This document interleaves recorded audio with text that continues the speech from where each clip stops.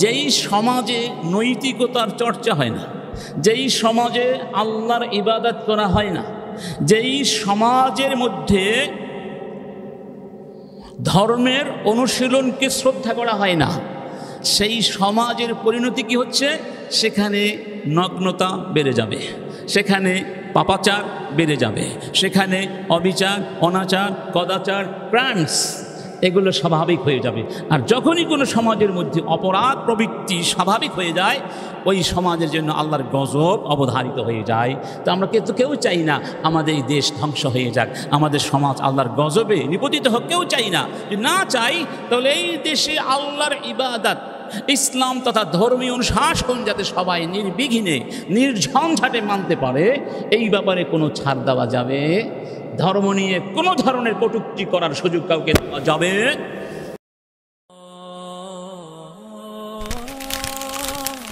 আইসিল media, সত্য ও দিন প্রচারের লক্ষ্যে।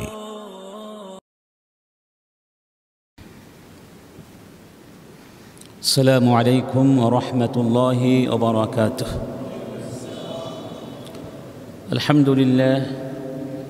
আলহামদুলিল্লাহি রাব্বিল আলামিন ওয়াল আকিবাতু লিল মুত্তাকিন ওয়াসসালাতু ওয়াসসালামু আলা সাইয়্যিদিল মুরসালিন মুহাম্মাদিন ওয়া আলা আলিহি ওয়া সাহবিহি আজমাইন, আম্মা বা'দ। فأعوذ بالله من الشيطان الرجيم. بسم الله الرحمن الرحيم. رب اجعل هذا البلد آمنا واجنبني وبني أن نعبد الأصنام.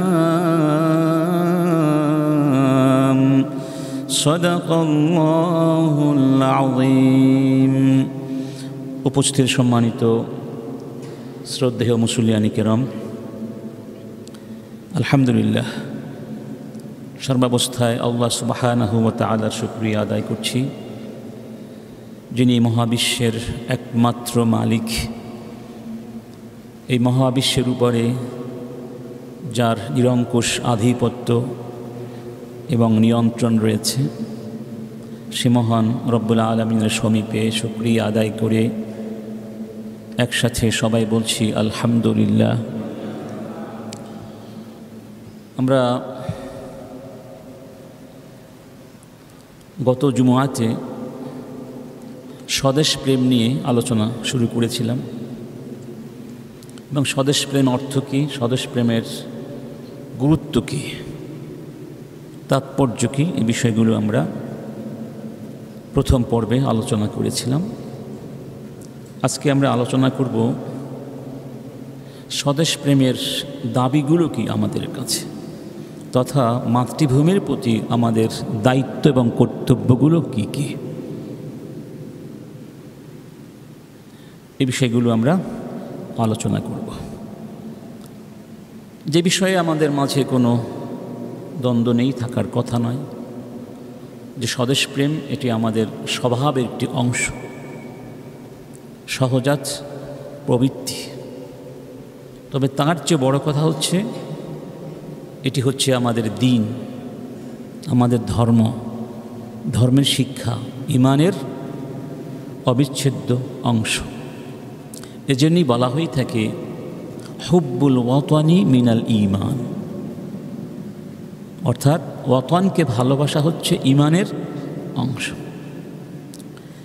যদিও এই কথাটি হাদিসের টেক্সট নয়, তবে ইসলামের শিক্ষার সারাংশ বলা যায়। ইসলামের শিক্ষা থেকেই এই কথাটিকে ডিরাইভ করা হয়েছে।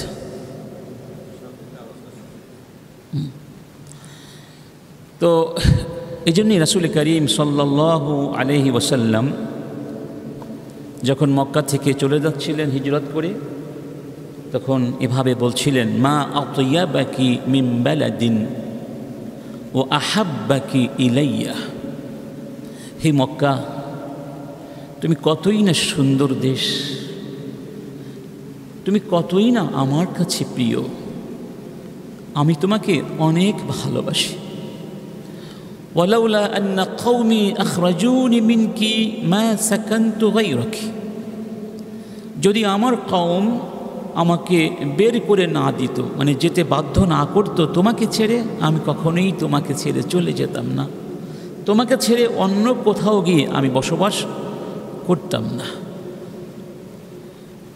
এটা যেটা বোঝা যায়, এই কথা থেকে বোঝা যায় যে মাতৃভূমির ভালোবাসা রাসূলের সুন্নাহ, রাসূলের আদর্শ, রাসূলের সুন্নাহ, এটা আমাদের ধর্ম, আমাদের দিন।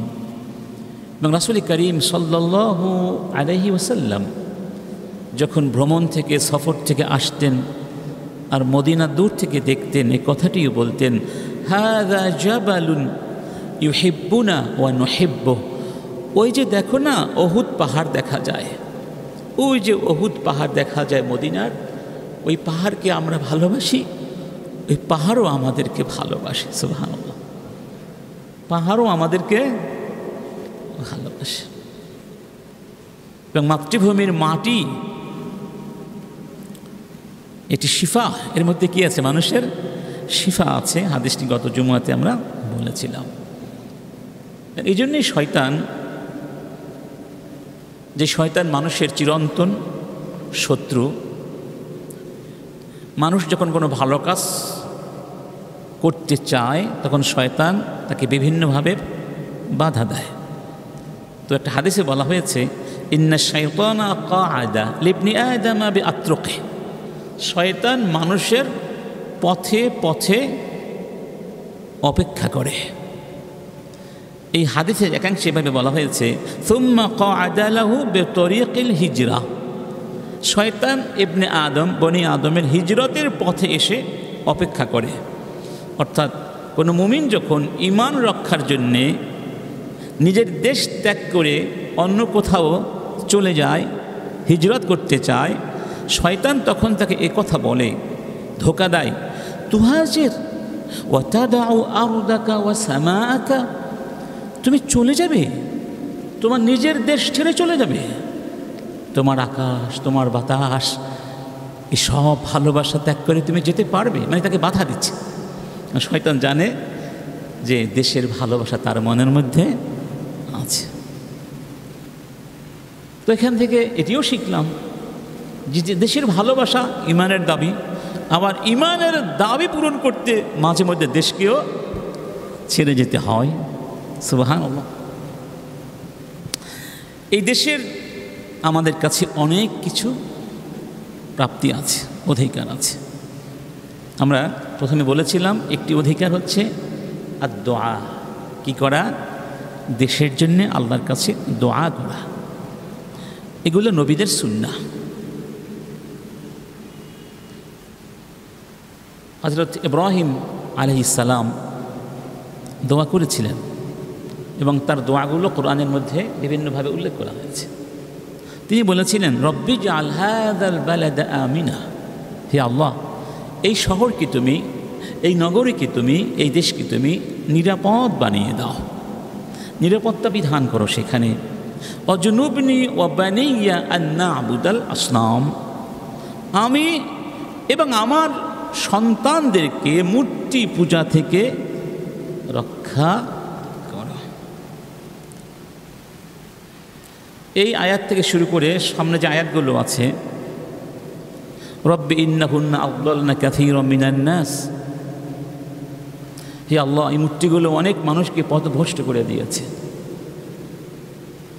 ফামান তাবিআনি ফাইন্নাহু মিন্নি ওয়া মান আসানি ফাইন্নাকা গফুরুর রহিম। এরপরে কি বলছেন? রব্বানা ইন্নী আসকানতু মিন যুররিয়্যাতি বিওয়াদিন গায়রি যী যারইন ইনদা বাইতিকাল মুহাররম, তোমার এই মহিমান্বিত ঘরের পাশে আমি আমার যুররিয়াকে রেখে যাচ্ছি, আমার বংশধারা, আমার স্ত্রীকে, আমার সন্তানকে এখানে এই উষর ধূসর মরু প্রান্তরে রেখে যাচ্ছি তোমার নির্দেশ পালন করার জন্য। কেন? লিয়ুকিমুস সালাহ, যাতে তারা এই ভূমিতে নামাজ প্রতিষ্ঠা করতে পারে। রব্বানা ফাজআল আফইদাতাম মিনান নাসি তাহওয়ি ইলাইহিম, অতএব লোকদের মনগুলোকে তাদের দিকে ঝুঁকিয়ে দাও, অর্থাৎ তাদের প্রতি, আমার এই প্রজন্মের প্রতি, এই নগরের প্রতি মানুষের ভালোবাসা, আকর্ষণ সৃষ্টি করে দাও, যে কারণে সমস্ত পৃথিবী থেকে মানুষ কোথায় যায়? ওই জায়গায় যায়। তার দোয়া কবুল হয়েছে। আরও বলেছিলেন ওয়ারযুকহুম মিনাস সামারাতি লাআল্লাহুম ইয়াশকুরুন, এবং তাদেরকে ফলমূল দাও যাতে করে তারা তোমার শুকরিয়া আদায় করতে পারে।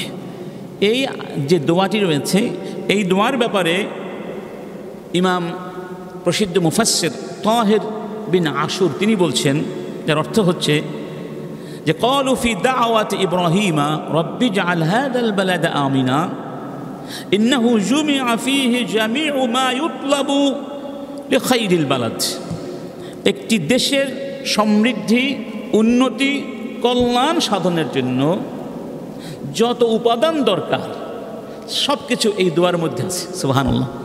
যেমন ধরুন, এক নম্বর বিশ্বাস, এক নম্বর কি? আকীদা, বিশ্বাস। বিশ্বাসের ঐক্য না থাকলে কোনো জাতি মাথা উঁচু করে দাঁড়াতে পারে না। রাসূল করিম মদিনায় গিয়ে এই জন্য প্রথমে মসজিদ নির্মাণ করেছিলেন, কারণ এখান থেকে বিশ্বাসের ঐক্য সৃষ্টি হবে। সুবহানাল্লাহ। তো আমরা সবাই জানি যে ইব্রাহিম আলাইহিস সালাম যখন তার স্ত্রী সন্তান, দুধের সন্তানকে রেখে রওনা করেছিলেন, পেছনের দিকে তাকাচ্ছিলেন না। আমাদের মা হাজের মানে হাজেরা, তিনি বারবার ডাকছিলেন, কিন্তু ইব্রাহিম আলাইহিস সালাম তার কথার কোনো জবাব দিচ্ছিলেন না। এক পর্যায়ে তিনি যখন তার বাহনের পেছনে পেছনে দৌড়াচ্ছেন আর ডাকছেন, জবাব দিচ্ছেন ইব্রাহিম আলাইহিস সালাম, শেষ পর্যায়ে আমাদের মা as-সাইয়্যিদা হাজের তিনি বলেছিলেন, আল্লাহু আমারাকা বিহাদা, ইব্রাহিম আপনি যে আমাদেরকে এখানে রেখে চলে যাচ্ছেন, এটি কি আল্লাহর নির্দেশ? তখন তিনি বললেন নাম, হ্যাঁ। তখন আমাদের মা বলেছিলেন, ইযান লা ইউদাইয়ুনা, তাহলে আমার কোনো ভয় নেই, আল্লাহ আমাদেরকে সাহায্য করবেন, আমাদেরকে ধ্বংস করে দেবেন না, আমাদেরকে ভুলে যাবেন না। সুবহানাল্লাহ। ঈমান আছে নাকি নাই? ঈমান দেখুন। নামাজের কথা বলেছেন, নামাজ হলো ইবাদত, এটিও একটি সভ্য জাতি গঠনের অন্যতম উপাদান। তারপরে বলছেন সকলের মনগুলোকে তাদের প্রতি ভালোবাসায় ঝুঁকিয়ে দাও। এটা একটা জাতি গঠনের মূলনীতি, জাতীয় ঐক্য, জাতীয় সম্প্রীতি, এ কথা বোঝানো হয়েছে। তারপরে বলছেন ফলমূল দিয়ে রিজিকের ব্যবস্থা করে দাও, এটা হলো উৎপাদন। একটি জাতি তখনই মাথা উঁচু করে দাঁড়াতে পারে যখন বিশ্বাসের সাথে তার কাজের সঙ্গতি থাকে এবং তাদের মধ্যে ঐক্য থাকে এবং উৎপাদনের ক্ষেত্রেও তারা ডাইনামিক হয়। তখন জাতি হু হু করে মাথা উঁচু করে দাঁড়াতে পারে। সুবহানাল্লাহ। তাহলে বিশ্লেষণ করলে এই দুয়ার মধ্যে সব কিছু আছে, যে একটি উন্নত দেশ এবং রাষ্ট্র গঠনের জন্য যাকে মনে করা হয় প্রিরিকুইজিট বা পূর্ব শর্ত। এবং আমাদের নবী মুহাম্মাদুন সাল্লাল্লাহু আলাইহি ওয়াসাল্লাম তিনিও দোয়া করতেন। তার দোয়ার মধ্যে কথাটিও ছিল, আল্লাহুম্মা জাআল বিল মাদিনাতি দি'ফাই মা জাআলতা বিমাক্কাতা মিনাল বারাকাহ। হে আল্লাহ, তুমি মক্কায় যত বরকত দিয়েছ তার চেয়ে দ্বিগুণ বরকত মদিনায় দান করো। সুবহানাল্লাহ। রাসূলের তো আসলে বলা যায় স্বদেশ দুটোই ছিল, মক্কা তারপরে মদিনা। মক্কাকে ভালোবেসেছিলেন, মদিনাকেও তিনি ভালোবেসেছিলেন, দোয়া করেছিলেন। এই জন্য আমরাও সবসময় দোয়া করবো দেশের জন্য। এটা ঈমানের দাবি, এটা কোনো ঐচ্ছিক বিষয়, এটা করা উচিত। সবাই দোয়া করলে আল্লাহ পাক দোয়া কবুল করবেন না কেন? আল্লাহ দোয়া কবুল করেন, প্রমাণ পেয়েছি না আমরা, অবশ্যই দোয়া কবুল করবেন। আমাদের স্বদেশ প্রেমের আরেকটি দাবি হলো আমাদের কাছে তাহকিকুল আমনি ওয়াল ইস্তিকরার, দেশের অভ্যন্তরীণ শান্তি, শৃঙ্খলা, নিরাপত্তা, স্থিতিশীলতা নিশ্চিত করার ক্ষেত্রে প্রত্যেকেই আপন আপন অবস্থান থেকে ভূমিকা রাখব। অর্থাৎ এমন কোনো কাজ করা নাগরিকদের জন্য বৈধ নয় যেই কাজ করলে দেশের নিরাপত্তা বিঘ্নিত হয়, দেশের স্থিতিশীলতা নষ্ট হয়ে যায়, মানুষ ভয়, ভীতি, আশঙ্কার মধ্যে পড়ে যায়। এমন কাজ করা কারো জন্যে বৈধ, কারণ দেশের অভ্যন্তরীণ নিরাপত্তা এবং শৃঙ্খলা, স্থিতিশীলতা, এর সাথে অস্তিত্বের প্রশ্ন আছে, এর সাথে আমাদের রিজিকের প্রশ্ন আছে, উপার্জনের প্রশ্ন আছে। যেমনটা আল্লাহ পাক যেই দোয়াটি উল্লেখ করেছেন ইব্রাহিম আলাইহিস সালামের আলোচনা করতে গিয়ে তিনি যে দোয়াটি করেছিলেন, রব্বি জাআল হাযা, অন্য জায়গায় বলছেন রব্বি জাআল হাযা বালাদান আমিনা। খেয়াল করুন, আল্লাহ তুমি এই শহরকে নিরাপদ বানিয়ে দাও। এরপরে বলছেন ওয়ারযুক আহলাহু মিনাস সামারাত, এবং এই শহরের, এই দেশের জনগণকে তুমি সামারাত, ফলমূল দিয়ে রিজিকের ব্যবস্থা করে দাও। তাহলে প্রথমে কি বলেছেন? প্রথমে রিজিকের কথা বলেন নাই, প্রথমে আমন, নিরাপত্তার কথা বলেছেন। কিসের কথা বলেছেন? তার মানে দেশে যদি নিরাপত্তা থাকে তাহলে মানুষ নিরাপদে কাজ করতে পারবে, সবাই নিরাপদ বোধ করবে, দেশ উন্নত হবে। আর যেখানে নিরাপত্তা নেই সেখানে মানুষ উৎপাদন করতে পারে না, সেখানে মানুষ উপার্জন করতেও পারে না। দেখেছেন? এই জন্য আল্লাহ পাক সুবহানাহু ওয়া তাআলা এই আমনুন, নিরাপত্তার সাথে রিজিকটাকে একসাথে উল্লেখ করেছেন। যেমনটা অন্যত্র বলছেন, আওয়ালাম ইয়ারাউ আন্না জাআলনা হারামান আমিনা আমিনান ওয়া ইউতাখাত্তাফুন নাসু মিন হাওলিহিম। আমি কি তাদের জন্যে এই হারাম, মক্কার হারামকে নিরাপদ করে দিইনি? অথচ একটা সময় ছিল যখন এই হারামের পার্শ্ববর্তী জায়গা থেকে লোকদেরকে অপহরণ করে নিয়ে যাওয়া হতো। আমি সেই নিরাপত্তাহীনতাকে দূর করে নিরাপদ করে দিয়েছি আমার হারামকে।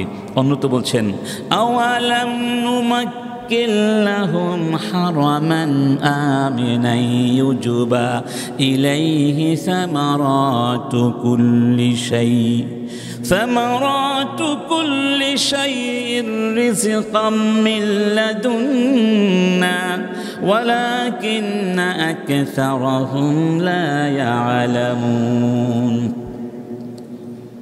অর্থাৎ মক্কার লোকেরা ঈমান গ্রহণ করতে চাচ্ছে না, নানা ধরনের তাল বাহানা করছে, নানা ধরনের মিথ্যা এক্সকিউজ পেশ করছে। রব্বুল আলামিন তখন তাদের উপর নিরাপত্তার নেয়ামতের কথা স্মরণ করিয়ে দিয়ে বলছেন, তোমরা কি ভুলে গেছো আমি তোমাদের জন্য এই হারামকে নিরাপদ বানিয়ে দিয়েছি এবং বিভিন্ন জায়গা থেকে আমি তোমাদের জন্য ফলমূল রিজিকের ব্যবস্থা করে দিয়েছি। সব ধরনের ফলমূল, সামারাতু কুল্লি শাই, সমস্ত ফলমূল এখানে আসে। সুবহানাল্লাহ, এখনও আসে মক্কায়। এমন এমন ফল মক্কায় পাওয়া যায় যা অন্য কোথাও পাওয়া যায় না। দুনিয়ার সব জায়গার ভালো ভালো ফলগুলো কোথায় চলে আসে? মক্কায় চলে আসে। তাহলে বোঝা গেল আমাদের রিজিক, আমাদের জীবনযাপনের যে স্বাভাবিকতা, জীবনযাপনের জন্য যা কিছু দরকার, এগুলোর সাথে নিরাপত্তার একটা বড় কি আছে? সম্পর্ক। এই জন্য ইউসুফ আলাইহিস সালাম তার ভাইদেরকে বলেছিলেন, ওয়াকালা দুখুলু মিসর ইনশাআল্লাহু আমিনিন। আমিন, আমনুন থেকে, আমনুন মানে সিকিউরিটি, সেফটি অ্যান্ড সিকিউরিটি। অর্থাৎ ভাইদেরকে বললেন, তোমরা চিন্তা করো না, ইনশাআল্লাহ তোমরা নিরাপদে নিশ্চিন্তে উদ্বেগহীনভাবে মিশরে প্রবেশ করো। সুবহানাল্লাহ।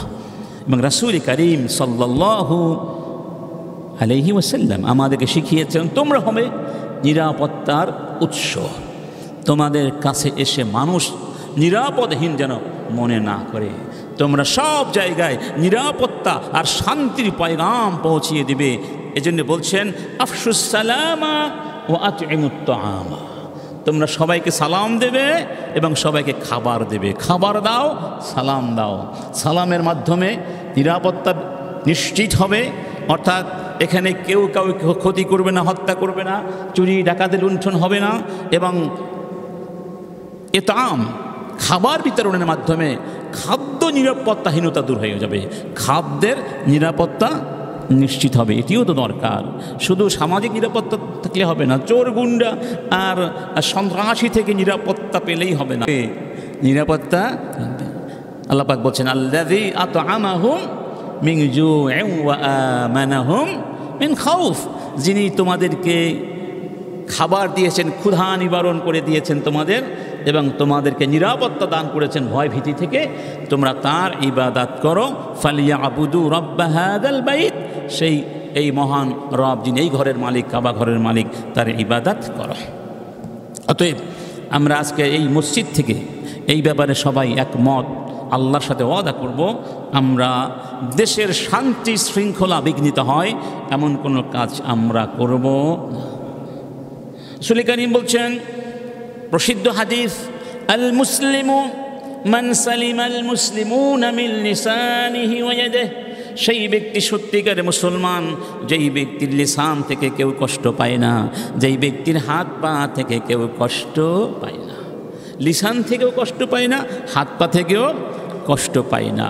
লিসানের কষ্ট সম্পৃক্ত মনের সাথে, এটা মানসিক কষ্ট, আর হাত পায়ের কষ্ট সম্পৃক্ত দেহের সাথে, এটা বস্তুগত কষ্ট। অর্থাৎ সে বস্তুগতভাবে অথবা নৈতিকভাবে, মানসিকভাবে, মনোগতভাবেও কাউকে কষ্ট দেয় না। এরপরে বলছেন ওয়াল মুমিনু মান আমিনাহুন নাসু আলা দিমাইহিম ওয়া আমওয়ালিহিম, সেই ব্যক্তি হলো আসল ইমানদার। মান আমিনাহুন নাস, যেই ব্যক্তির ব্যাপারে মানুষ নিরাপদ বোধ করে তাদের জীবনের ক্ষেত্রে, তাদের ধন সম্পদের ক্ষেত্রে। ইমান, ইমান মানে বিশ্বাস। আবার ইমান মানে এটার মূল উৎস হচ্ছে আমনুন শব্দ হতে ইমান শব্দটি ডিরাইভড হয়েছে। আমনুন মানে নিরাপত্তা। ইমান এর মাধ্যমে নিরাপত্তা নিশ্চিত হয়, মানুষ অন্য মানুষ থেকে নিরাপদ হয়, জাহান্নাম থেকে নিরাপত্তা পায়, আদার গজব থেকে নিরাপত্তা পায়। ঈমান নামক মহাসম্পদ যাদের আছে সত্যিকার অর্থেই, তারা যেমন অন্যকে কষ্ট দেয় না, অন্যরাও আশা করা যায় তাদেরকে কষ্ট হয়তো দেবে না, বা তারা কষ্ট পাওয়ার যোগ্য নয়। লা দরারা ওয়ালা দিরারা, এটা হলো ইসলাম। এটা হাদিস, ছোট একটা হাদিস, দুইটা শব্দ, লা দরারা ওয়ালা দিরারা, মানে কোনো ক্ষতি, নিজেরও ক্ষতি করা যাবে না, অন্যদেরও ক্ষতি করা যাবে না। এর নাম হলো কি? ইসলাম। সুবহানাল্লাহ বলবো না? এই জন্য এই বিষয়টি আমরা খেয়াল রাখবো। আমরা দেশের নিরাপত্তা বিঘ্নিত করব না, কাউকে দেশের নিরাপত্তা বিঘ্নিত করার সুযোগও দেব না। আমরা হব আমাদের এই স্বদেশের জন্য সবাই এক একজন কি প্রহরী। আরেকটি দায়িত্ব হচ্ছে মাতৃভূমির প্রতি। দেশের ঐক্য বিনষ্ট হয় এমন কোনো কাজ করা যাবে না। ঐক্য বিনষ্টকারী কোনো কাজ, কোনো কথা, এটা ইসলামে জায়েজ। কেন? আল্লাহ পাক বলছেন ওয়াতাসিমু বিহাবলিল্লাহি জামিআন ওয়া লা তাফাররাকু, তোমরা সবাই একসাথে ঐক্যবদ্ধ হয়ে আমার রশিকে শক্ত করে ধরো। তোমরা এই ব্যাপারে মারামারি, হানাহানি, দ্বিমত, মতানৈক্য পোষণ করতে পারবে না। কারণ ঐক্য যদি থাকে আমাদের অস্তিত্ব থাকবে, ঐক্য না থাকলে আমরা বাঁচতে পারব না। অন্যত বলা হয়েছে ওয়ালা তাকুনু মিনাল মুশরিকিন মিনাল্লাযীনা ফাররাকু দীনাহুম ওয়া কানু শিয়া কুল্লু হিজবিন বিমা লাদাইহিম ফারিহুন, তোমরা মুশরিকদের অন্তর্ভুক্ত হইও না যারা তাদের ধর্মকে টুকরো টুকরো করে দিয়েছে, অর্থাৎ নিজেদের মধ্যে বহু বিভক্তি সৃষ্টি করেছে। দল উপদলে বিভক্ত হয়ে পড়েছে এবং প্রত্যেক দলই মনে করছে আমারটাই ঠিক, তোমারটা ঠিক নয়, যে কারণে মারামারি হানাহানি। তাহলে মৌলিক প্রশ্নে আমাদেরকে ঐক্যবদ্ধ থাকতে হবে। বাংলাদেশ আমাদের দেশ, এই ব্যাপারে কোনো মতানৈক্য থাকতে পারবে। অতএব এই দেশের ক্ষতি সাধিত হয় এমন কোনো কাজ আমরা করতে দিতে পারি। হ্যাঁ, ছোটোখাটো ব্যাপারে আমাদের মতের ভিন্নতা থাকতে পারে। যেমন আমি ওনাকে পছন্দ করি, আমি তার নাম প্রস্তাব করলাম যে এই ভাই হবে আমাদের প্রেসিডেন্ট। আপনি হয়তো আমাকে পছন্দ করলেন না, ওনাকে বেশি যোগ্য মনে হয়। তাহলে পছন্দের অপছন্দের একটা কি থাকতে পারে, বিষয় থাকতে পারে, কিন্তু মৌলিক প্রশ্নে কি থাকবে না, অনৈক্যের কোনো সুযোগ, এটা আমরা যেন মনে রাখি। আমরা আলোচনা করছি স্বদেশ প্রেমের দাবিগুলো কি আমাদের কাছে। আরেকটি দাবি হলো আল বিনাউ ওয়াল ইমারা, নিজেদের দেশকে গঠন করা। এখন আমাদের যুবকেরা, আমাদের দায়িত্বপ্রাপ্ত ব্যক্তিবর্গ এবং আমরা সবাই একসাথে এই দেশকে স্বৈরাচার মুক্ত করে নতুন করে গঠন করার কথা বলছি। কারণ সমস্ত ব্যবস্থাপনা এতে একেবারেই করাপ্টেড হয়ে গেছে, দুর্নীতি রন্ধ্রে রন্ধ্রে একেবারে মূল পর্যন্ত চলে গেছে, ঠিক না? এই দেশকে যদি আমরা চাই, আমরাই নতুন করে গঠন করতে, যদি আমরা মনে করি না এটা আমাদের দায়িত্ব নয়, এই দায়িত্বটা হচ্ছে উপদেষ্টাদের বা সরকারি চাকরিজীবীদের বা সরকারে যারা রয়েছেন দায়িত্বশীল ব্যক্তিবর্গের, তাহলে ভুল হবে। এদেশ আমাদের সবার, এদেশ আমাদের। অতএব আমরা যদি সবাই সিদ্ধান্ত না নেই যে আমরা দেশকে নতুন করে গড়ব, আমাদের স্বপ্নের দেশ আমরা গড়ব, তাহলে তারা কিছুই করতে পারবে না, তাদের পক্ষে সম্ভব নয়। রব্বুল আলামিন বলছেন, হুয়া আনশাআকুম মিনাল আরদি ওয়াস্তা'মারাকুম ফিহা, ওই মহান সত্তা তোমাদেরকে মাটি থেকে, এই জমিন থেকে সৃষ্টি করেছেন, আবার এই জমিনের উপরেই তোমাদেরকে প্রতিষ্ঠিত করে দিয়েছেন। ওয়াস্তা'মারাকুম, এর মূল শব্দ হলো কি? ইমারা, তামির, বিনির্মাণ করা, আবাদ করা। অর্থাৎ তিনি চাচ্ছেন তোমরা যেন এই জমিনকে আবাদ করো। এই জমিনকে আবাদ করার জন্য তোমাদেরকে তিনি জমিনে প্রতিষ্ঠিত করে দিয়েছেন। সুবহানাল্লাহ। তাহলে এই জমিন তো আবাদ করতে হবে, জমিন নিজে নিজে আবাদ হবে না, এটাকে আবাদ করতে হবে। ইসলাম এই যে দেশ গঠন করা, জাতিকে গঠন করার ব্যাপারে কত গুরুত্ব দিয়েছে। এই আবাদ করার অর্থটা কি? এর বহুমাত্রিক অর্থ আছে। আবাদ করা মানে আল্লাহ রাব্বুল আলামিন এই দেশে যত প্রাকৃতিক রিসোর্সেস দান করেছেন, মাটি বলুন, পানি বলুন, বাতাস বলুন, সূর্য বলুন, এই সবগুলো প্রাকৃতিক সম্পদকে কাজে লাগাতে হবে। কি করতে হবে? কাজে লাগাতে হবে। অর্থাৎ আমাদের কৃষি ব্যবস্থাকে উন্নত করতে হবে, আমাদের শিল্প ব্যবস্থাকে ও কলকারখানাগুলোকে গতিশীল করতে হবে, উৎপাদন বৃদ্ধি করতে হবে, আমাদের ব্যবসা বাণিজ্যকে আরও গতিশীল করে ফেলতে হবে। এই বিষয়গুলোকে আমরা সবাই যদি একসাথে সামনে রেখে দেশ বিনির্মাণে ঝাঁপিয়ে পড়ি, এই দেশের চেহারা পরিবর্তন হয়ে যাবে ইনশা। রাসূল কারীম বলছেন, ইন কামাতিস সাআহ ওয়া বি ইয়াদি আহাদিকুম ফাসিলা ফাইন ইসতাতাআ আল্লা ইয়াকুমা হাত্তা ইয়াগরিসাহা ফালইয়াফআল। যদি এমন হয় যে কিয়ামত শুরু হয়ে গেছে, তোমাদের কারো হাতে একটি গাছের চারা আছে এবং সেই চারাটি রোপণ করে যাওয়াটা তার পক্ষে সম্ভব, তাহলে সে যেন চারা রোপণ করে যায়। সুবহানাল্লাহ। কি বোঝানো হয়েছে? কিয়ামতও যদি এসে যায় এবং তুমি মনে করো, আমি মনে করি একটা চারা গাছ লাগাবার সুযোগ আমার আছে, তাহলে সেই গাছটা যেন আমি লাগিয়ে তারপরে যাই। কি কথা, কি কথা! সুবহানাল্লাহ বলবো না?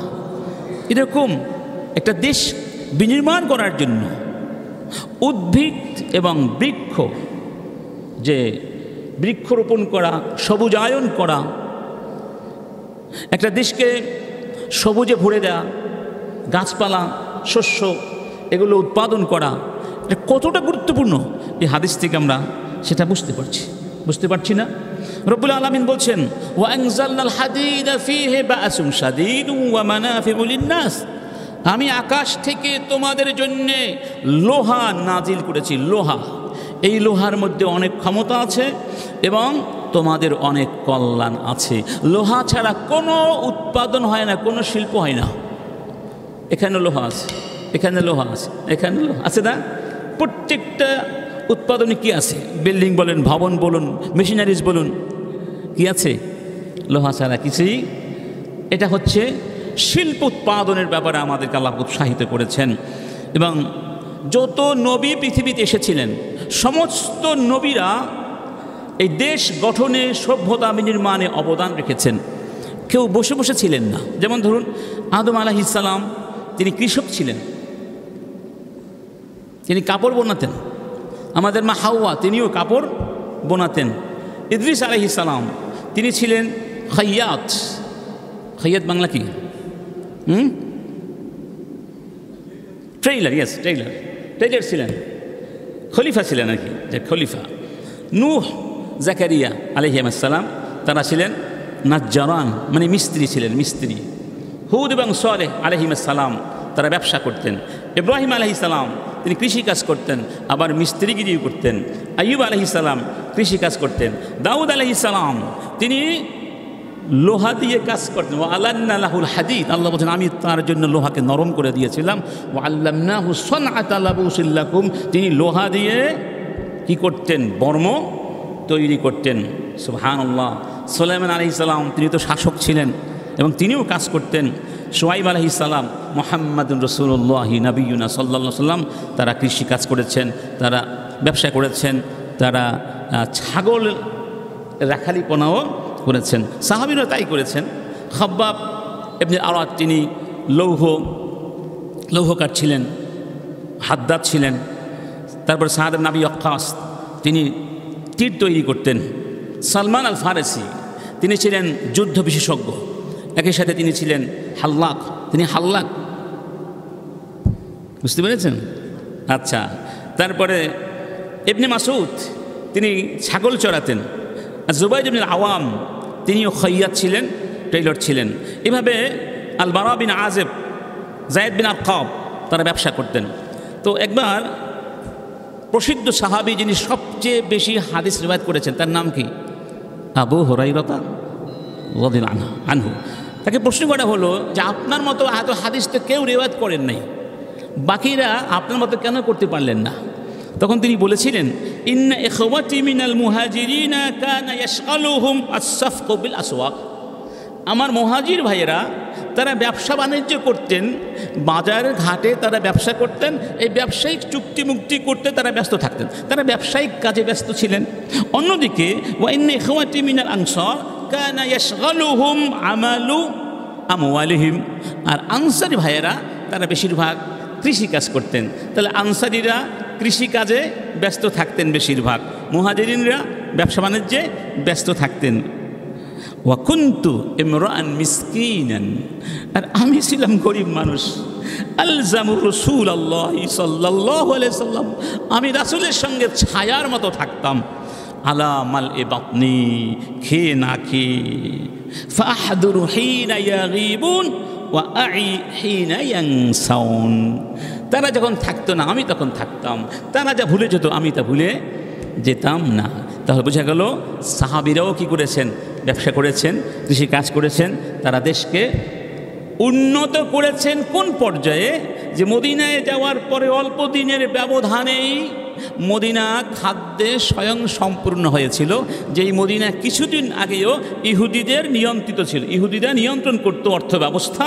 রাসূল করিম যাওয়ার পরে সুদকে হারাম করে দিলেন এবং ইহুদিদের চক্রান্ত নস্যাৎ করে দিলেন। আর ঘোষণা করে দিয়েছিলেন কি, যারা এই যে পতিত বা খাস জমিগুলো আছে, এই জমি যারা 3 বছর সুন্দর করে আবাদ করবে তাদেরকে এই জমিগুলো দিয়ে দেওয়া হবে। সাহাবায়ে কেরাম চাষাবাদ করে সেই জমিগুলোকে আবাদ করলেন। অল্প দিনের ব্যবধানে ইসলামী রাষ্ট্র খাবারে কি হয়ে গেল, স্বয়ং সম্পূর্ণ হয়ে গিয়েছিল। সুবহানাল্লাহ। তাহলে আমরা চাইলেই আমাদের দেশকে কি করতে পারি? ধরুন আমরা যদি ইন্ডিয়ান প্রোডাক্টসগুলোকে বর্জন করে নিজেদের দেশের উৎপাদনগুলোকে কি করি, প্রমোট করি এবং আমাদের নিজস্ব উৎপাদনকে আরও মানসম্পন্ন করার চেষ্টা করি, তাহলে আমরা কি তা পারি না? কি বলেন, পারি না? অবশ্যই পারি। আমাদের মেধা আছে, আমাদের সম্ভাবনা আছে, আমাদের মধ্যে অনেক কি আছে, প্রতিভাও আছে, আমাদের কাছে অনেক আপনার সাপোর্ট আছে, লজিস্টিক সাপোর্টসগুলো আছে, উপাদানও আছে। তাহলে কেন হচ্ছে না? কারণ ব্যবস্থাপনা দুর্বল। ব্যবস্থাপনা কি? রাষ্ট্র কী জন্য? রাষ্ট্র কিন্তু কোনো গাছের নাম নয় যে গাছে ঝাঁকুনি দিলে টাকা পড়ে। রাষ্ট্রের কাজ হলো শৃঙ্খলা বিধান করা, ব্যবস্থাপনা তৈরি করে দেওয়া।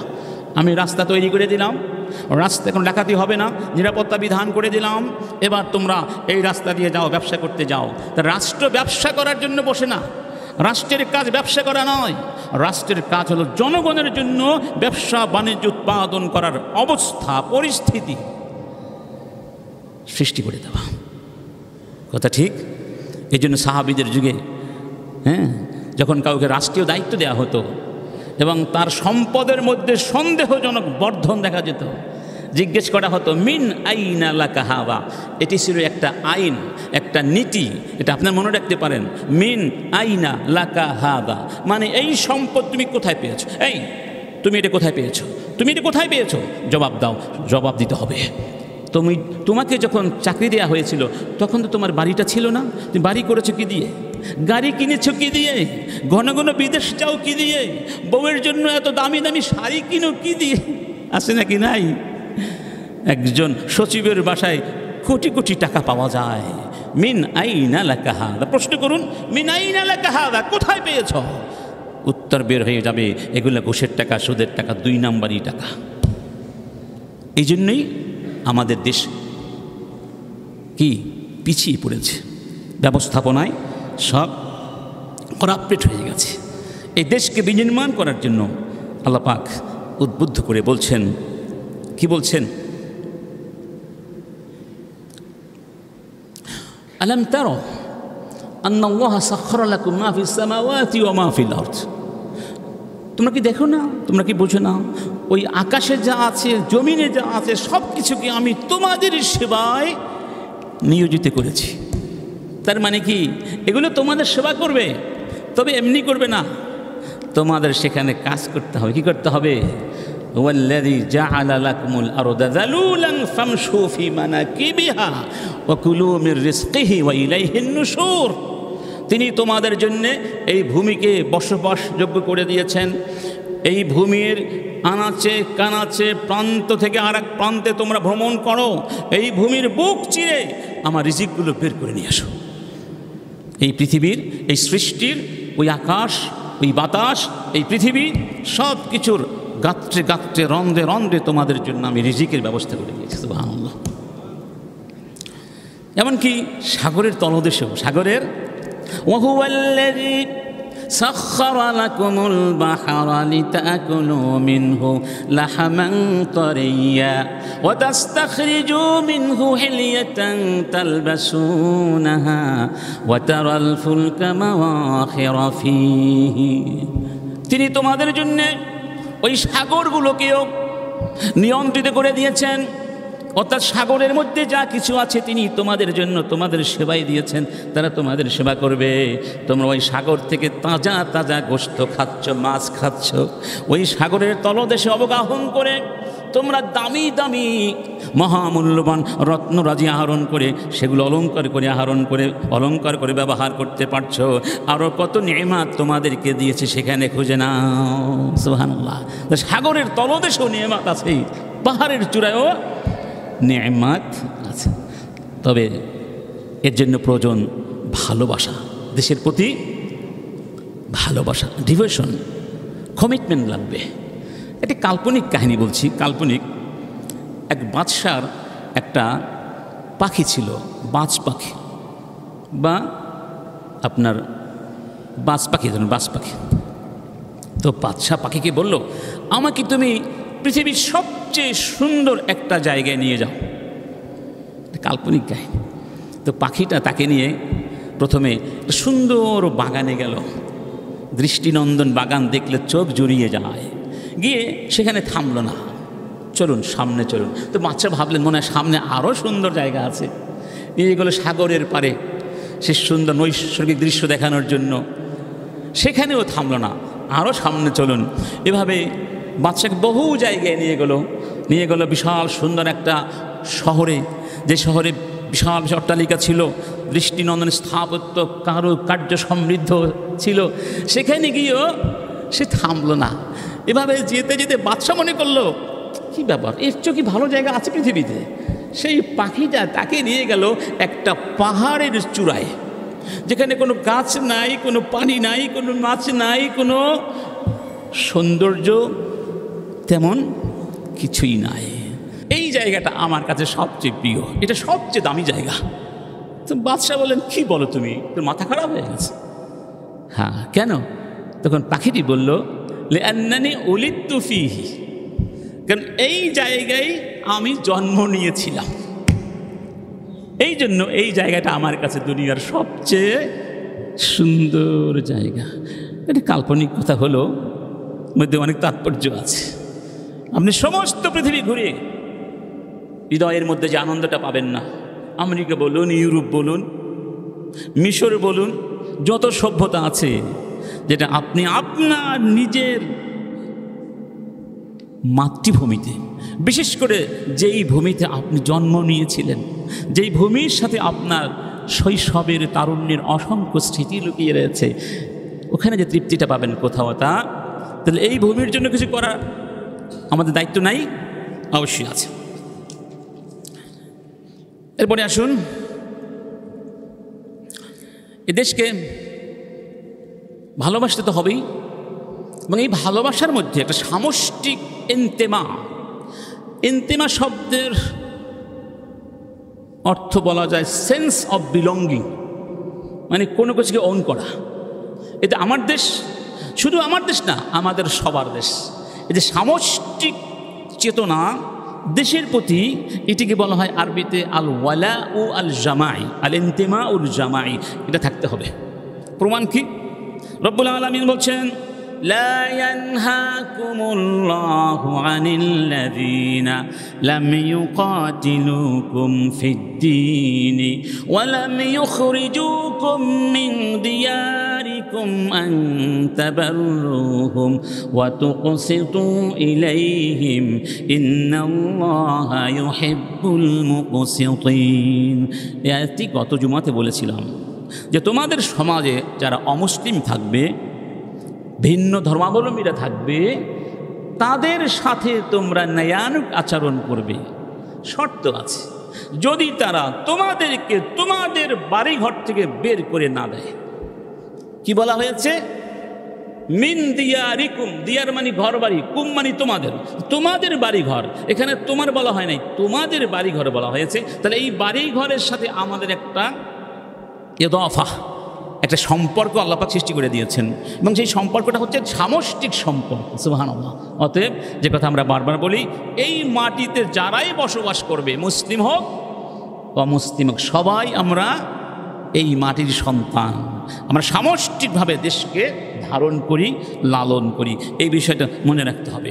এই জন্যেই আল্লাহ পাক প্রথম যে আয়াতটি নাজিল করেছিলেন জিহাদের অনুমতি প্রসঙ্গে, সেখানে কি বলেছিলেন? আল্লাযীনা উখরিজু উযিনা লিল্লাযীনা ইউকাতালুনা বিআন্নাহুম যুলিমু ওয়া ইন্নাল্লাহা আলা নাসরিহিম লাকাদির আল্লাযীনা উখরিজু মিন দিয়ারিহিম বিগাইরি হক, যাদেরকে তাদের বাড়ি ঘর থেকে অন্যায়ভাবে বের করে দেওয়া হয়েছে এবং তাদের বিরুদ্ধে আবার যুদ্ধ চাপিয়ে দেওয়া হয়েছে। মক্কা থেকে তারা মুসলিমদের তাড়িয়ে দিল, মুসলিমরা চলে গেলেন, দেশ মাটি ভূমি সব ছেড়ে চলে গেলেন, তারপরেও তারা শান্ত হলো না। তারপরেও তারা মক্কা থেকে আবার মদিনা আক্রমণ করতে গিয়েছিল। আল্লাহ বলেন এবার আর ছাড় দেওয়া যাবে না, এবার যুদ্ধে ঝাঁপিয়ে পড়তে হবে, অনুমতি আমি দিয়ে দিলাম। সুবহানাল্লাহ। স্বদেশ প্রেমের আরেকটি সবচেয়ে অন্যতম গুরুত্বপূর্ণ একটি উপাদান হচ্ছে বা দাবি হচ্ছে আল মুহাফাযাতু আলা তাদায়্যুনিল মুজতামা ওয়া আখলাকিহি ওয়া কিয়ামি। ভালো করে শুনবেন, এই দেশের অভ্যন্তরে যেন আমরা সবাই সুন্দরভাবে আমাদের ধর্মীয় অনুশাসনগুলো মেনে চলি এবং আমরা আমাদের ধর্ম থেকে প্রাপ্ত নৈতিক শিক্ষাগুলো মেনে চলি, মূল্যবোধগুলো ধারণ করতে পারি, সেই ব্যাপারে সবসময় সজাগ থাকতে হবে। কারণ কি? কারণ যেই সমাজে নৈতিকতার চর্চা হয় না, যেই সমাজে আল্লাহর ইবাদত করা হয় না, যেই সমাজের মধ্যে ধর্মের অনুশীলনকে শ্রদ্ধা করা হয় না, সেই সমাজের পরিণতি কি হচ্ছে?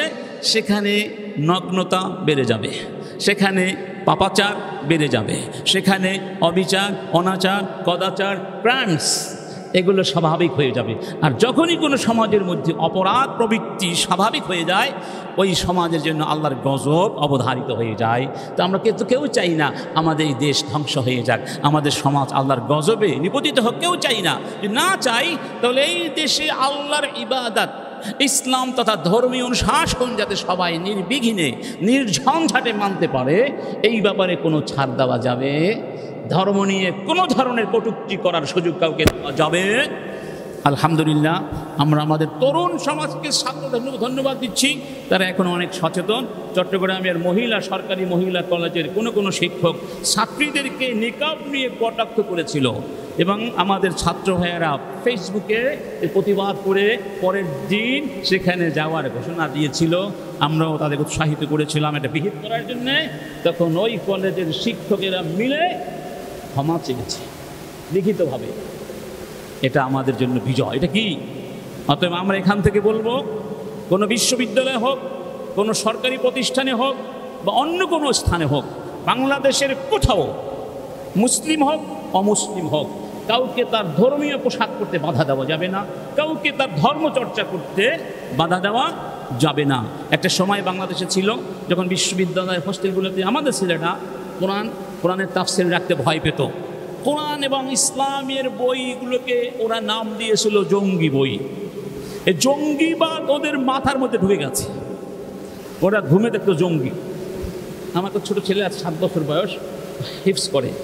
পরশু রাতে 3টা বাজে আমি উঠে গেলাম, ও দেখলাম স্বপ্নের মধ্যে কোরআন শরীফ পড়ছি, সূরা বাইয়িনা পড়ছি, তাজরি মিন তাহতিহাল আনহার, স্বপ্নে পড়ছি। আমাকে ভালো লাগলো। অর্থ হলো তার মজ্জায় কোরআন তার ভেতরে ঢুকে গেছে, ওর চিন্তায় চেতনায় তিলাওয়াত ঢুকে গেছে। তো যাদের চিন্তায় চেতনায় জঙ্গিবাদ, ওদের সবসময় একই কথা, আল্লাহ পাক ওদের হাত থেকে আমাদেরকে রক্ষা করুন, আমিন। এদের কোনো জঙ্গিবাদ নয়। ওরা ইসলামকে মনে করেছে জঙ্গি, ইসলামকে বানিয়েছিল জঙ্গি, ইসলামকে বানিয়েছিল মৌলবাদী। কোরআন এবং ইসলামের বইগুলোকে বানিয়েছে মৌলবাদী জঙ্গি বই, ঠিক না ঠিক? এই জন্য আল্লাহর গজব ওদের উপরে পড়ছে এবং আরও সামনে পড়বে ইনশাআল্লাহ। ওরা তো আমাদের সঙ্গে যুদ্ধ করে নাই, ওরা সরাসরি যুদ্ধ করেছে আল্লাহর সাথে, নামাজের সাথে, কোরআনের সাথে। তো আল্লাহর চেয়ে তো ওরা শক্তিশালী বেশি। আল্লাহর শক্তি কতটুকু এটা তো বুঝতে পারছেন। 5 তারিখ সকালেও তো কেউ চিন্তা করেন নাই স্বৈরাচারী এত সহজে চলে যাবে। চিন্তা করেছেন? সাহায্য কে করেছেন? এই বিজয় কে দিয়েছেন? যিনি এই বিজয় আমাদেরকে দিয়েছেন, এই বিজয়কে হাতছাড়া করলে আল্লাহর সঙ্গে বিশ্বাসঘাতকতা হবে। এই বিজয়কে হাতছাড়া করা যাবে না। এই জন্য প্রত্যেক মুমিন বাংলাদেশের জন্য আজকে থেকে একজন দেশের মুক্তিযোদ্ধা। এদেশের এই বিজয়ের কি রক্ষা কবচ হয়ে আমাদেরকে থাকতে হবে ইনশাআল্লাহ। রব্বুল আলামিন বলছেন, وَإِذَا أَرَدْنَا أَن نُّهْلِكَ قَرْيَةً أَمَرْنَا مُتْرَفِيهَا فَفَسَقُوا فِيهَا فَحَقَّ عَلَيْهَا الْقَوْلُ فَدَمَّرْنَاهَا تَدْمِيرًا। এর ভাবার্থ হলো, কোনো জনপদের নেতৃত্বস্থানীয়রা, হোমরা চোমরারা, ওই সমাজ এবং জনপদকে যারা নিয়ন্ত্রণ করে, তারা যখন অন্যায়ের মধ্যে আকণ্ঠ নিমজ্জিত হয়ে যায়, ফিতনা ফাসাদ ফিসকের মধ্যে, নাফরমানির মধ্যে ডুবে যায়, রব্বুল আলামিন বলেন ওদের জন্য তখন আমার পক্ষ থেকে গজব অবধারিত হয়ে যায়। অবধারিত আমাদের মা জাইনাব বিনতু জাহাশ একবার রাসূলকে প্রশ্ন করেছিলেন, ইয়া রাসূলুল্লাহ সাল্লাল্লাহু আলাইহি ওয়াসাল্লাম আনুহু লাকুম ওয়া ফিনা সালিহুন, মনে করুন আমাদের মধ্যে সালিহুন ভালো ভালো মানুষ আছে, এরপরেও কি আল্লাহ আমাদেরকে ধ্বংস করে দিতে পারেন? বললেন নাম, ইদা কাসুরাল খাবাসু আবিল খুবসু, যদি সমাজে খারাপ কাজের পরিমাণ পরিধি বেশি বেশি হয় ভালো কাজের তুলনায়, খাবাস বলা হয় অশ্লীল কাজ, একেবারে চরম জঘন্য কাজ। সমাজে যখন জঘন্য কাজ বেড়ে যায়, মানবাধিকার লঙ্ঘিত হতে থাকে, নৈতিকতার পতন ঘটতে থাকে, তখন ভালো মানুষ থাকলেও লাভ নাই, আল্লাহর গজব আসবে। অন্য হাদিসে বলা হয়েছে, মা মিন কাউমিন ইউমালু ফীহিম বিল মাআসি হুম আ'আজ্জু মিনহুম ওয়া আমনা লা ইউগাইয়িরুনা ইল্লা আম্মাহুমুল্লাহু বিইকাব। কোন সমাজে যদি অপকর্ম হয় আর ওই সমাজের সাধারণ জনগোষ্ঠীর শক্তি আছে, তারা অপকর্মকারীদের চেয়ে শক্তিশালী এবং সংখ্যায়ও বেশি, কিন্তু তারা অপকর্ম বন্ধ করার জন্য কোনো ভূমিকা রাখি না, তারা নির্বিকার হয়ে থাকে, কোনো প্রতিবাদ করে না, তখন তাদের সবার উপরে আল্লাহর গজব সাধারণভাবে নেমে আসে। অন্য হাদিসে বলা হয়েছে, তখন দোয়া করলে দোয়া কবুল হবে। এই মাটির দাবি হলো, আমরা যে এই মাটির সন্তান, এই মাটির দাবি হলো আপনার আমার সামনে এই ভূমিতে কোনো অশ্লীল কাজ চলতে পারবে না, কোনো অনৈতিক কাজ চলতে পারবে না, কোনো অন্যায় চলতে পারবে না। এটা মাটির দাবি আমাদের কাছে। যদি আমরা সেই দাবি পূরণ না করি, তাহলে আমাদের জন্য আমাদের অপেক্ষা করতে হবে আল্লাহর গজবের। আরেকটি দাবি হচ্ছে হিমায়াতুল ওয়াতানি ওয়াদ দিফা আনহু, অর্থাৎ এই ভূমিটাকে, মাতৃভূমিকে যে কোনো বহিঃশত্রুর আক্রমণ থেকে প্রতিরক্ষা করার জন্যে সর্বশক্তি নিয়ে ঝাঁপিয়ে পড়া। এই দেশ বিরোধী কোনো চক্রান্ত এখানে বাস্তবায়িত হতে দেওয়া যাবে। ভৌগোলিকভাবে আমরা একটু সমস্যার মধ্যে আছি, কারণ আমাদের যে সীমারেখা আছে এর তিন দিক থেকেই ভারত আমাদেরকে পরিবেষ্টন করে আছে। এটি একটা সমস্যা আমাদের জন্য, যে কারণে ভারত আমাদের সাথে সবসময় বিমাতা সুলভ আচরণ করে। আমরা বিশ্বাস করি সৎ প্রতিবেশিত্বে। ভারত আমাদের প্রতিবেশী এবং আমরা কোনো রাষ্ট্রের সাথেই অন্যায়ভাবে যুদ্ধ চাই না, অশান্তিও চাই না। কেন? ইসলামের মূল অবস্থাটা হলো সালাম, শান্তি, শান্তি, শান্তি। ইসলাম কখনোই অশান্তি চায়। এই জন্য ভারতকে আমরা বলবো, তুমি আমাদের অনেক বড় একজন প্রতিবেশী, তোমার উচিত বাংলাদেশের মতো একটি স্বাধীন রাষ্ট্রের সাথে সম্মানজনক আচরণ করা, প্রতিবেশী সুলভ আচরণ করা। আমাদের উপরে তুমি সবসময় লাঠি ঘুরাবে আর আমরা তোমার সেই অন্যায় আচরণ মেনে নিব, সেই দিন শেষ। সেই দিন সবাই একমত? কারা কারা একমত? কারা কারা একমত? ওই দিন শেষ। আমরা চাইলে পারবো। মালদ্বীপ পারেনি, আমরা কেন পারবো না? ভারতকে ছাড়া আমরা চলতে পারবো। প্রয়োজনে আমরা না খেয়ে থাকবো, একবেলা খাবো, পেঁয়াজ খাবো না। একবেলা খেয়ে মানুষ কি বাঁচে না? আমাদের পেঁয়াজ আছে আলহামদুলিল্লাহ, একটু কম খাবো, একটু আত্মমর্যাদা সম্পন্ন হয়ে বাঁচার চেষ্টা করতে হবে। একটা গোষ্ঠী এখানে ছিল যারা আমাদেরকে ভারতের গোলাম বানিয়ে ফেলেছিল। এমন কোনো অফিস নেই যেখানে আমরা শুনেছি প্রত্যক্ষ পরোক্ষভাবে ভারতের রয়ের আধিপত্য ছিল না। এখনও তারা দেশে নাই তা বলবো না, এখনও তারা রন্ধ্রে আছে, থাকুক না। কিন্তু আমাদের মধ্যে যদি দেশপ্রেম থাকে, ওই র আমাদের কিছু করতে পারবে না। যখন আমাদের সন্তানেরা মরতে শিখেছে, বুদের সামনে বুক পেতে দিতে শিখেছে, এখানে ভারতের আর আধিপত্য থাকতে পারে না। আমার বন্ধুগণ, দেশ রক্ষার জন্যে যে যুদ্ধ হয়, ইসলামী জিহাদ, এই দেশ রক্ষার জন্যে আমাদের যত বাহিনী আছে, পুলিশ, আর্মি, বিজিবি, যারা যেখানে যেভাবে দেশকে রক্ষা করছেন, এরা সবাই এক একজন মুজাহিদ। যদি তাদের উদ্দেশ্য হয় এই দেশকে রক্ষা করব আল্লাহর খুশির জন্য, তার এক একজন মুজাহিদ। রাসূল পাক রব্বুল আলামিন বলছেন, ইয়া আইয়ুহাল্লাযীনা আমানুসবিরু ওয়া সাবিরু ওয়া রাবিতু, ঈমানদারগণ সবর করো, তারপর সবর করো, রাবিতু, দেশকে পাহারা দাও, জাতিকে পাহারা দাও, যুদ্ধের সময় হলে যুদ্ধের ময়দানে সুদৃঢ় থাকো, তোমরা তোমাদের ওই সীমান্ত ছেড়ে চলে যেও না, তোমরা তোমাদের বাহিনী নিয়ে পালিয়ে যেও না, দেশকে পাহারা দাও, তোমাদের সীমান্তগুলো পাহারা দাও। সুবহানাল্লাহ। রাসূল কারীম বলছেন, রিবাতু ইয়াউমিন ফি সাবিলিল্লাহ খায়রুম মিন সিয়ামি শাহরিন ওয়া কিয়ামিহ।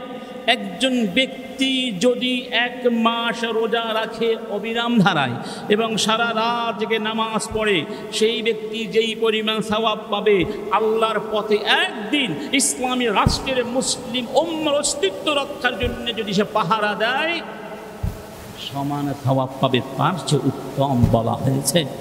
বরং ওয়া ইন মাতা যারা আলাইহি আমালুহুল্লাযী কানা ইয়ামলু, দায়িত্ব পালন করা অবস্থায় যদি সে মারা যায়, শহীদ হয়, তাহলে সে যে দায়িত্ব পালন করছিল ওই আমলের সওয়াব তার আমল নামায় চলতে থাকবে, সাদাকা জারিয়া।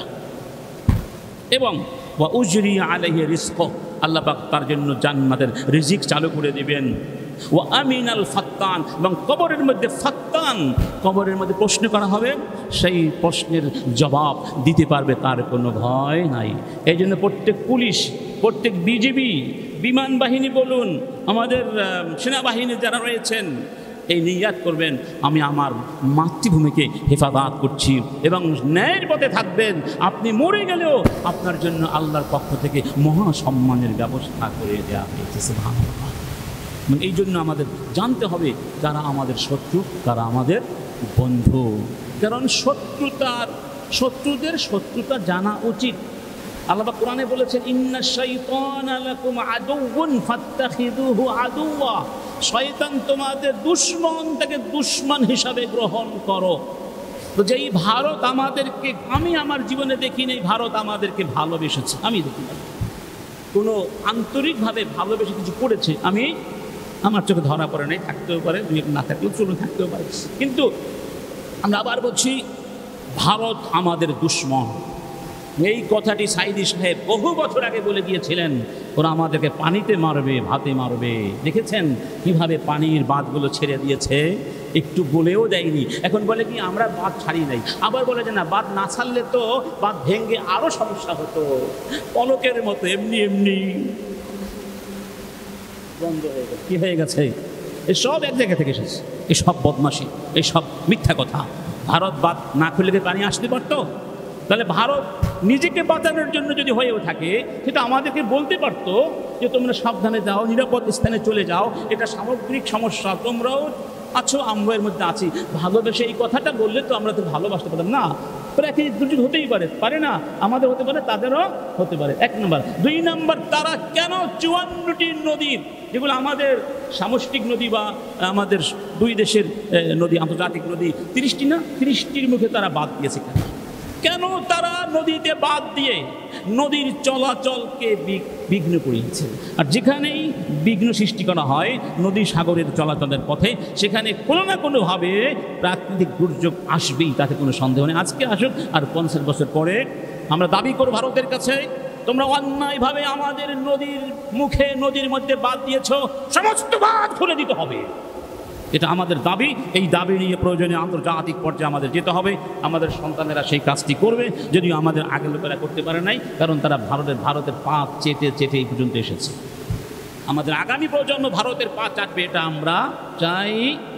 আমরা চাই। এখন এরা উপদেষ্টা পদে আছেন, ভারতের সাথে দাস সুলভ আচরণ করবেন না, ব্যক্তিত্ব নিয়ে চলবেন। এদেশের 18 কোটি মানুষ কিছু দালাল ছাড়া সবাই আপনাদের সাথে আছে। এটা আমাদের দেশ, এই দেশকে আমরা বাঁচাবো, এই দেশের সম্মান রক্ষা করা আমাদের ইমানি দায়িত্ব। সবাই এক। আমাদের বন্ধুগণ, আর অনেকগুলো পয়েন্ট আসবে, শেষ করতে পারবো না, তবে আজকের জন্য শেষ পয়েন্টটা হচ্ছে, আমাদের দেশের বিভিন্ন স্থান পানির নিচে তলিয়ে গিয়েছে, যেটা আমাদের কল্পনার বাহিরে। আমাদের এই জীবনে এই সব এলাকায় এত পানি আমরা দেখিনি। একতলা বাড়ি তলিয়ে গিয়েছে, মানুষের হাহাকার চলছে। আপনি যখন ওই ভাইদের জায়গায় একটু নিজেকে চিন্তা করবেন, আপনি সহ্য করতে পারবেন না। সন্তানের হাত থেকে বাবা পানির স্রোতে হারিয়ে যাচ্ছে, বাচ্চাগুলো পানির মধ্যে পড়ে মরে যাচ্ছে, হাহাকার চলছে। লক্ষ লক্ষ মানুষকে উদ্ধার করা এত সহজ কাজ নয়। তারপরেও আলহামদুলিল্লাহ সারা বাংলাদেশ থেকে সরকারের পাশাপাশি অনেক ভাই স্বেচ্ছায় করছেন, টাকা দিয়ে, পয়সা দিয়ে, শারীরিক শ্রম দিয়ে সবাই ঝাঁপিয়ে পড়েছেন।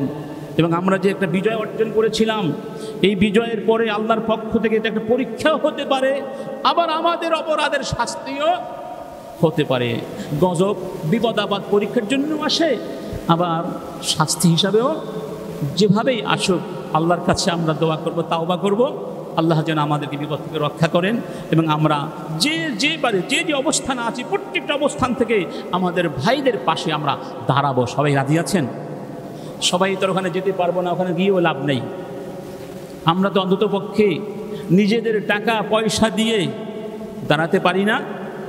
এখানে যখন এসে বসেছিলাম, দুইজন যুবক বা ছাত্র ভাই এখানে এসেছিলেন, তারা বলেছেন আমরা বাইরে দাঁড়িয়ে থাকবো, আমরা এই ত্রাণ ব্যবস্থাপনার জন্য মুসল্লি ভাইদের কাছ থেকে তহবিল সংগ্রহ করতে এসেছি। আমি সকলকে আবেদন করব, যে যা পারেন, বাংলাদেশে 18 কোটি না হোক 1 কোটি মানুষ যদি 1 টাকা করে দেয়, কয় টাকা হয়? 18 কোটি বা 17 কোটি, ঠিক না? সুবহানাল্লাহ বলবো না? তো 1 টাকা হলেও দিবেন, 2 টাকা, 5 টাকা, 500, 5000, 5 লাখ, যে যা পারেন দাঁড়িয়ে যান। সে ছোট্ট বাচ্চাগুলো টাকা দিচ্ছে। একটা বাচ্চা দেখলাম হজ করার জন্য টাকা কী করছিল, তহবিল করছিল, সে 14,000 টাকা দিয়ে দিয়েছে। সুবহানাল্লাহ। অতএব এখন যদি আমরা ভাইদের পাশে না দাঁড়াই, তাহলে আমাদের ইমানের প্রমাণ আমরা দিতে পারবো না। মানুষের পাশে দাঁড়ানো এটা ইমানের দাবি, দেশপ্রেমের দাবি, ইমানেরও দাবি। রাসূল কারীম বলছেন, আল মুমিনু লিল মুমিনি কাল বুনিয়ানিল মারসুস কাল বুনিয়ানি ইয়াশুদ্দু বা'দুহু বা'দা। একজন মুমিনের সাথে আর একজন মুমিনের সম্পর্ক হলো কেমন জানো? কাল বুনিয়ান, এই প্রাচীরের মতো, প্রাসাদের মতো। যেই প্রাচীরে একটা অংশ আরেকটা অংশকে, একটা পাথর আরেকটা পাথরকে আটকে রাখে। সুবহানাল্লাহ। তাহলে এইভাবে সীসা ঢালা প্রাচীরের মতো মুমিনরা একজন আরেকজনকে ছেড়ে চলে যেতে পারে না। মাসালুল মুমিনিনা ফি তাওয়াদ্দিহিম ওয়া তারাহুমিহিম কামাসালিল জাসাদিল ওয়াহিদি ইযা ইশতাকা উদু মিনহু তাদাআ লাহু সাইরুল বাদানি বিল হুম্মা ওয়াস সাহার। মুমিনরা হচ্ছে একটা অভিন্ন দেহের মতো। এই দেহের কোনো একটা অঙ্গ যদি অসুস্থ হয়ে যায়, বাকি অঙ্গ ঘুমোতে পারে না, কষ্ট অনুভব করে সমানভাবে। এই সহমর্মিতা যাদের মধ্যে নাই, তারা মুমিন হতে পারে। অতএব আমার বিশ্বাস আমরা সবাই এখন টেনশনে আছি, এটা আমাদের সবার কনসার্ন। আমরা ঘুমাতে পারছি না, আমরা সবসময় খোঁজখবর সবাই নিচ্ছি। এজন্য আমরা আশা করব সবাই এই তহবিলে অংশগ্রহণ করবেন ইনশাআল্লাহ। এবং মনে রাখবেন, এটা বেহুদা যাবে না। আপনার আমল যেরকম, প্রতিদান সেরকম পাবেন। রাসূল কারীম বলছেন, আল্লাহু ফি আউনিল আবদি মা দামাল আবদু ফি আউনি আখিহি।